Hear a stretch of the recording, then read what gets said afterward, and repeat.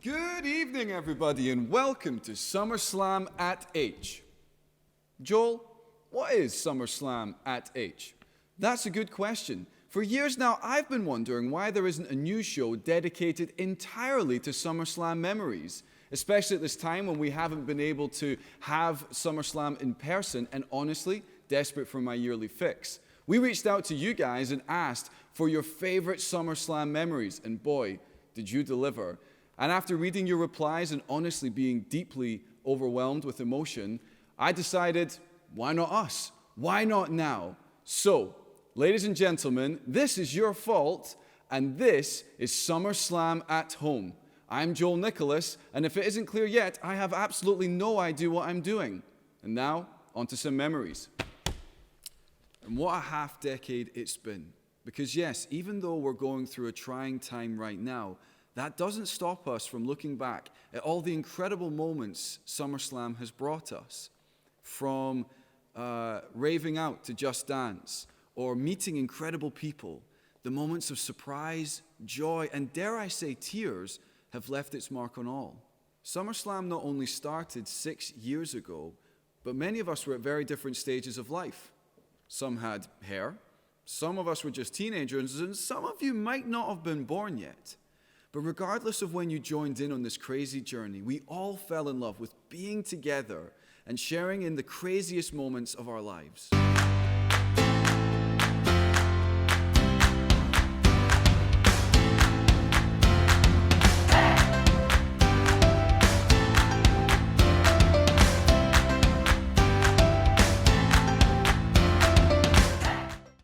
Those memories weren't enough for you, then head on over to our Instagram and Facebook pages where you can see and share more incredible memories because we are in this together.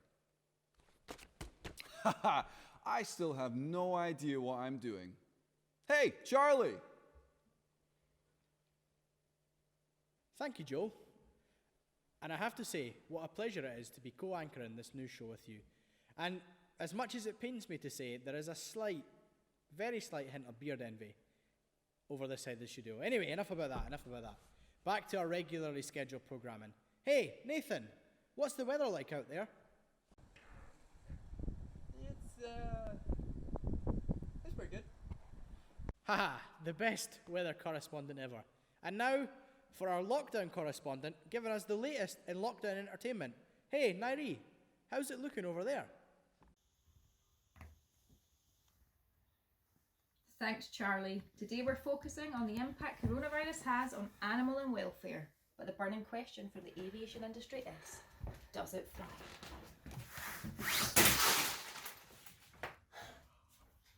Haha, such fun. Now, on to our latest segment, Programme Characters. Where are they now? Over the years, we've had the pleasure of incredible teams coming over and making us laugh, cry, and also boo as they take us on a roller coaster of emotions. However, we realised that there was a problem. After an event like Stadium Slam finishes, we had no idea what happened to them, the men and women who seemed to go through such a life-changing experience during their week on the stage. So, we decided to reach out to some old characters and see where their lives have ended up. Ladies and gentlemen, this week on Programme Characters, Where Are They Now? Please welcome Hans and Dieter. Welcome to tonight's section. Program characters, where are they now? And I'm delighted to be joined by program characters from 10 years ago at Stage and Slam, the very first one. Ladies and gentlemen, please welcome Hans and Dieter. I am Hans. Yeah, and I am Dieter. And we were there to pump you up. Ah, yes. Ho, ho, Look at the muscles on those. That's right. Wow. Well, fellas. Don't be jealous. I am definitely not jealous of those. You've worked so hard to get them, Hans. Charlie, the last time we saw you, you were a wee youth. I was a youth. I was 12 years old the last time we saw each other. And I had hair and no beard. So my head's done a complete 180-degree switch. But last time we saw you guys, you were here training us in your moves. So So the first question I'd love to find out is like, what brought you to Scotland originally? It was a magazine called National Geographic. National Geographic, yeah. Yeah, and it said Scotland was the #1 place where youth Number one. needed to be pumped up. No more ice for the pumping. Pump. Pump. So you guys came over to Scotland and you trained us up and you pumped us up. Did you have a great time while you were here? Did you have any regrets leaving the country, or did you achieve everything you set out to do? I had only one regret, and that was leaving. Oh, Mm. I would say I left my heart and half my colon in Scotland. half your Oh, how's that semicolon? It is tough. As you realize, my last feat of strength when we were in beautiful Scotland, I tore my colon and have been left with a semicolon, which has rendered my my pumping up and my mustache useless. Oh yes, your pumping days are over. Talk to me about the training that led you to get to Scotland. So what was life like before you came to Scotland? What was your job like? We would travel all over the world, training puppies to be big and strong. And Stage and Slam gave us our first chance to pump up people. And obviously, Charlie, you are example numero eins. Yes. Here's a you have pumped so hard that you've lost the hair on your head and you've gained hair on your face. Yes. That was our goal, to leave folks inspired and pumped. And tired. And tired. Yes. We were very tired and very pumped up at the end of that week. And we were for hire. Yes. So leaving Scotland, you've went back to America. So what's the past 10 years been like? Oh, it's been a tough 10 years. Ever since Dieter tore his colon, pumping has just never been the same. Yeah, I have aged. I have gone gray. My pumping days are over, except for our newest venture, because we wanted to keep pumping. The Hans and Dieter fuel station for automobiles. That's right. We were so sad, and were tearing every cry we had, and then we looked up and saw the beautiful petrol sign. And we're like, we know our calling, that we will still be here to pump your petrol. Yes. Wow. So you will see us at our store pumping all day long. Petrol. That's right. Petrol. Giving And you the energy you need. That's great. Exactly. It's selling some, and even we brought over, we sell some iron brew. Here in the States at our petrol stations. Yeah, that's great. If you could give the kids or the youth of today listening one piece of advice for living their life to be as great as you guys are, what would that be? Never stop pumping. Never stop pumping. Pump. Not just pump here, but pump here. And never stop pumping. Well, fellas, it seems like the past 10 years have been kind to you. Dieter, not so much because you're grey now, but you guys seem to have done a lot of good stuff in the past 10 years. Hey, we're thankful for you. It started there at Stage and Slam. All good things start at Stage and Slam. That's very true. Well, I'm Hans. And I am Dieter. And we were there to pump you up. Yes, and the gas. Wow, that was incredible. I sure feel pumped up. No, Joel, that was the curry you had last night. Haha, I may have pooped my pants. Here at SummerSlam at Home, we realized that not only had SummerSlam aged 6 years, but so had my hairline fashion, and this person. And also this person. But so had the internet.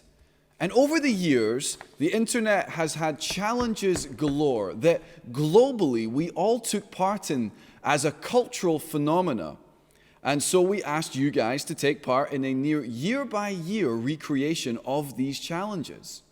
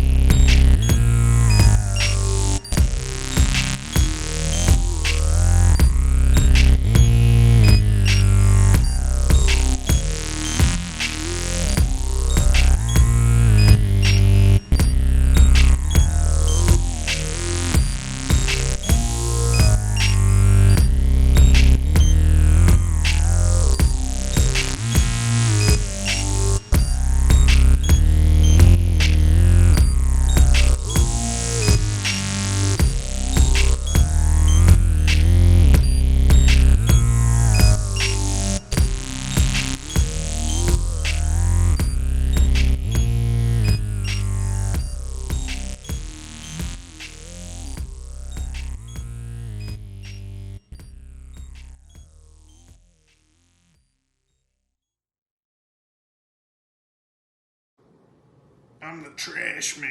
Why does this make you the trash man? Because there's trash cans underneath me. That hurt my stomach. Say something funny. Does this look like all the cool memes? Bitters. L, not a plank. Get those lights up, Evan. Evan, you're gonna die. Yeah. Oh, this is not comfortable. We found the shopping cart. Okay, we'll count it. We'll count it. You're in, straighten the legs, straighten the legs. We have just driven. You're in, straighten the legs. I'm trying, ho ho.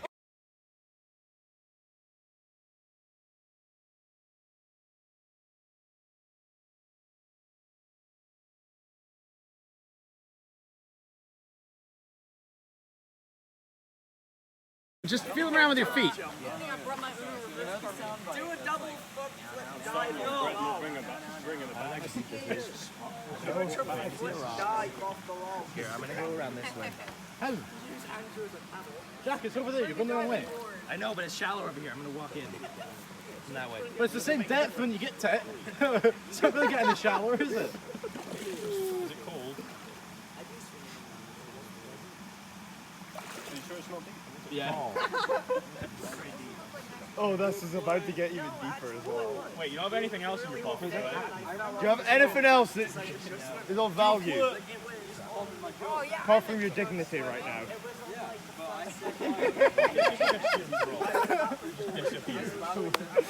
Right, so Jai, now you just need to dive in. Yeah, at this point, just dive in. Like,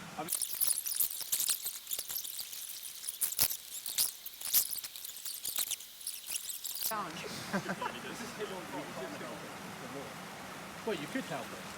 Did you know?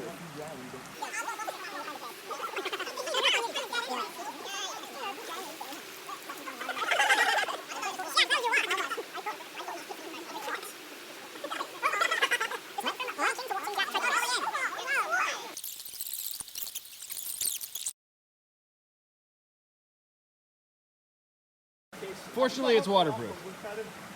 We hope. I don't think watches are that effective in the cockpit. Yeah, good point. Why do you have it? Was that a mechanical watch? What is going on here, man? Andrew. Now, can you plank in the water?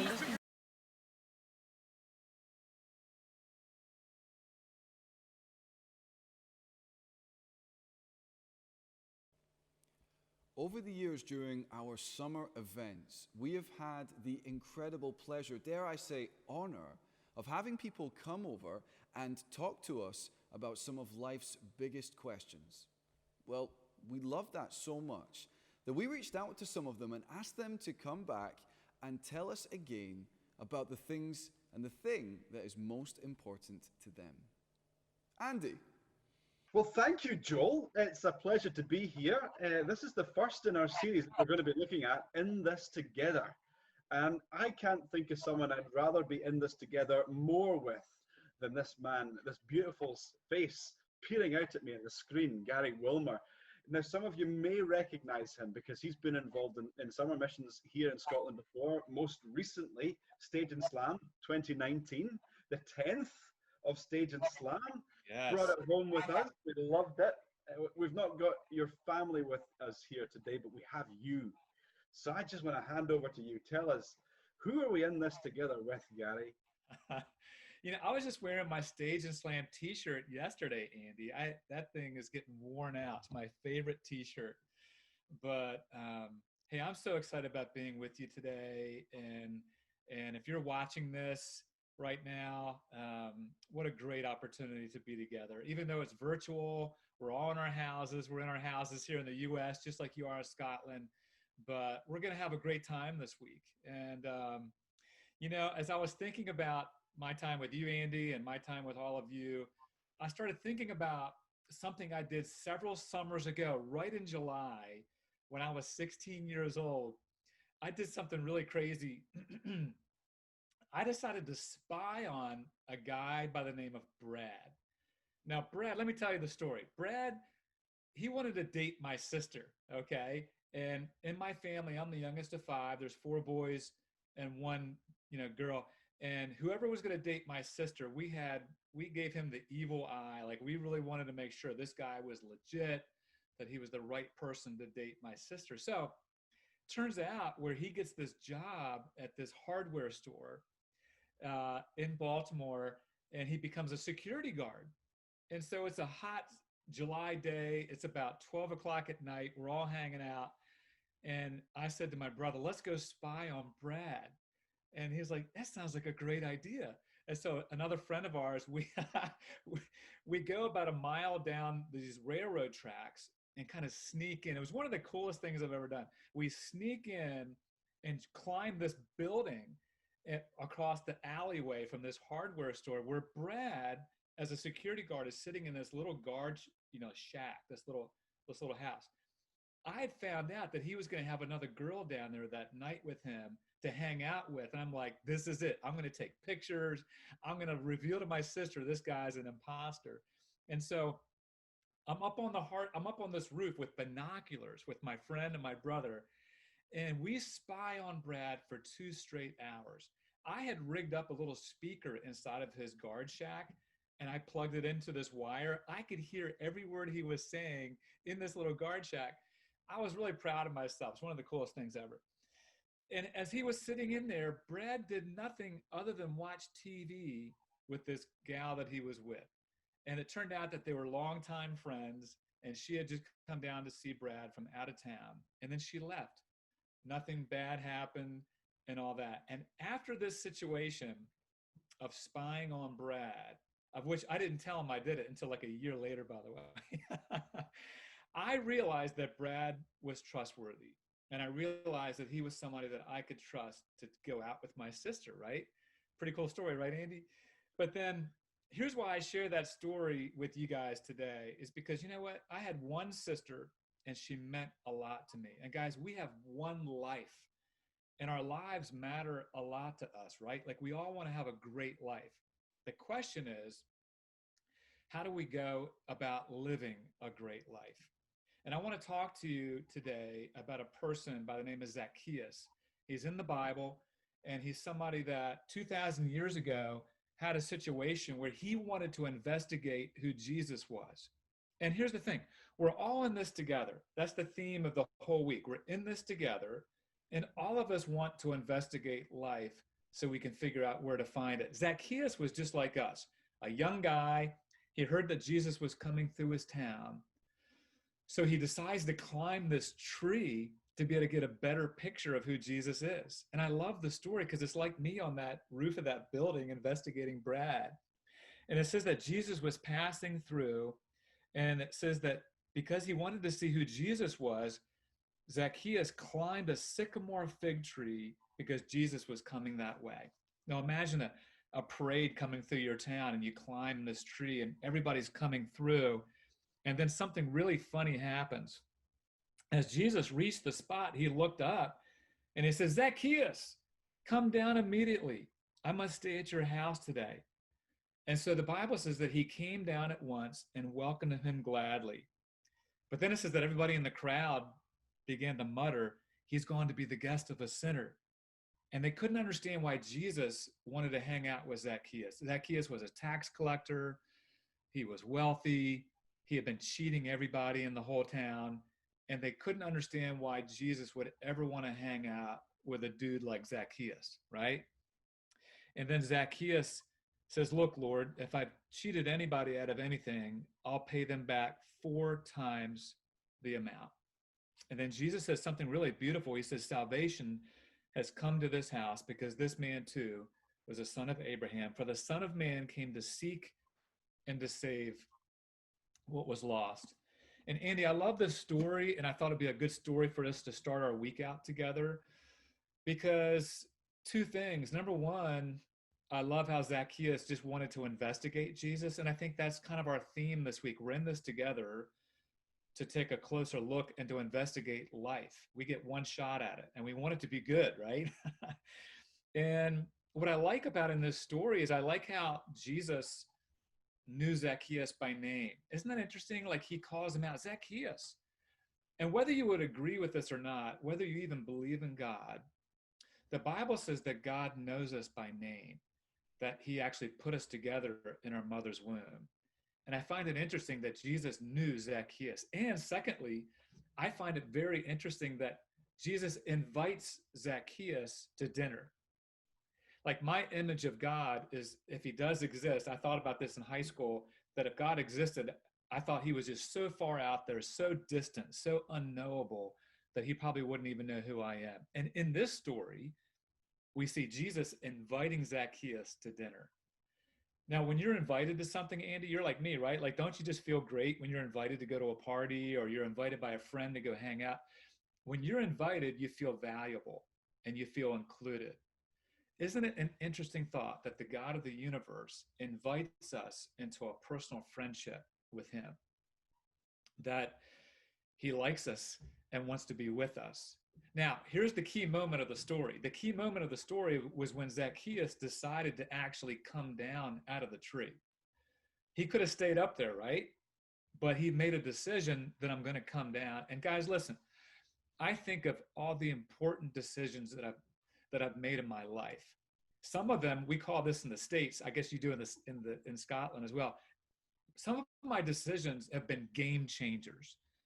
In other words, I think this was a game-changing decision for Zacchaeus. He could have stayed there, but he decided to take a risk to come down out of this tree, to go to dinner with Jesus, and his whole life changed. Some of the decisions that you guys make in your teens end up setting the trajectory of your whole life. And I love this story because we learn a lot about Zacchaeus, but we learn a lot about Jesus. And so I guess the question is, who is Jesus? Here's what the Bible says about Jesus as I begin to wrap up our first little discussion, is that he is the image of the invisible God. In other words, it says that he is the creator and that he created all things, whether invisible or visible. Now, here's the thing about Jesus. No matter what you think about Jesus, we date time after his birth, right? Jesus is the center of all of human history. This book called the Bible is the bestseller every year. They don't even keep track of it anymore. And the theme from the start to the finish is all about one person, Jesus Christ. We've spent more money on hospitals, brick and mortar, colleges, government buildings in his name than any other person who's ever lived. And the Bible says that Jesus is God with skin on, that he parachuted into human history 2,000 years ago. And if we want to know what God is like, all we have to do is look at the person of Jesus. And I think Zacchaeus found out a lot that day. So here's two things I want to end with, Andy, in my little in our little beginning of this great week together. Number one, let me end with a story. The big tower called Big Ben in London. Maybe some of you have seen it. You've been to London, you've seen it. There's a legendary story about one day that Big Ben stopped working, and they gathered everybody that they could find to try to fix Big Ben. And as all the important officials and the mayor of London, everybody's outside of Big Ben trying to figure out what to do, an old man comes up and says, "Do you need some help?" And they kind of pushed him away initially. "Hey, don't bother us. Get back, old man. What are you doing?" And he kept being persistent. And they eventually said, "All right, give it a try." And he has a little toolbox. He goes in, and it wasn't instantly, but in a short period of time, he comes back out, and Big Ben's working. And they said, "Well, how'd you figure it out? What'd you do?" And he said, "Well, I'm the person who actually designed Big Ben. I know more about this clock than anybody." So here's my point, you guys. Makes sense, right? So if we want to have a great life, and there's nothing wrong with wanting to have a great life, the question is, where do we go to find it? Doesn't it make sense that if God created life, that if he created me, if he created you, doesn't it make sense that God probably knows more about life than anybody? That maybe he understands me, maybe he understands you more than you understand you. He's the one who has the design. But the second thing I want to leave you with today is this.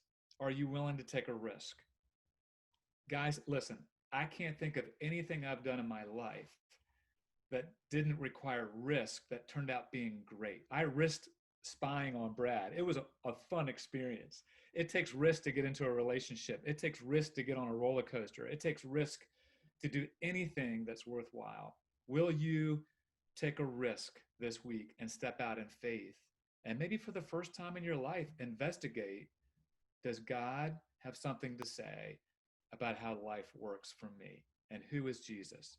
So we're going to have a lot of fun this week, even though it's virtual, but I hope you'll come down out of your tree and maybe investigate Jesus maybe for the first time.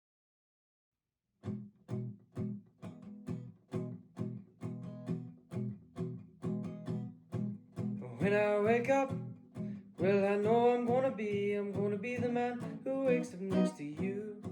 And when I go out, well, I know I'm gonna be the man who goes along with you. And when I play funk, well, I know I'm gonna be the man who plays funk for you. And if I haver, yeah, I know I'm gonna be the man who's havering to you. But I would walk 500 miles and I would walk 500 more just to be the man who walks 1,000 miles to fall down at your door. When I'm working, yes, I know I'm gonna be the man who's working out for you.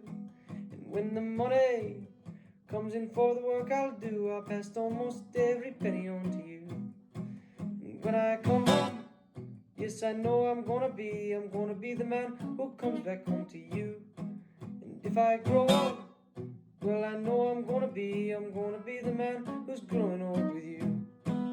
But I would walk 500 miles and I would walk 500 more just to be the man who walked 1,000 miles to fall down at your door.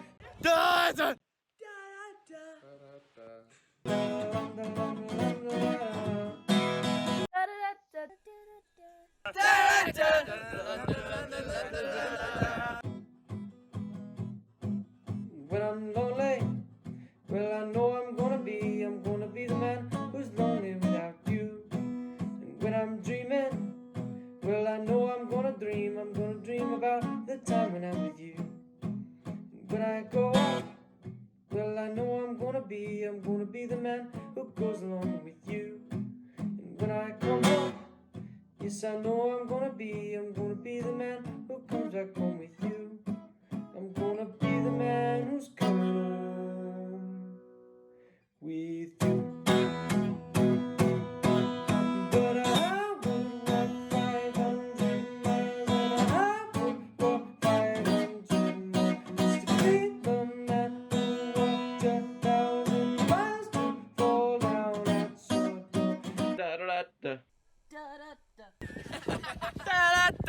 Da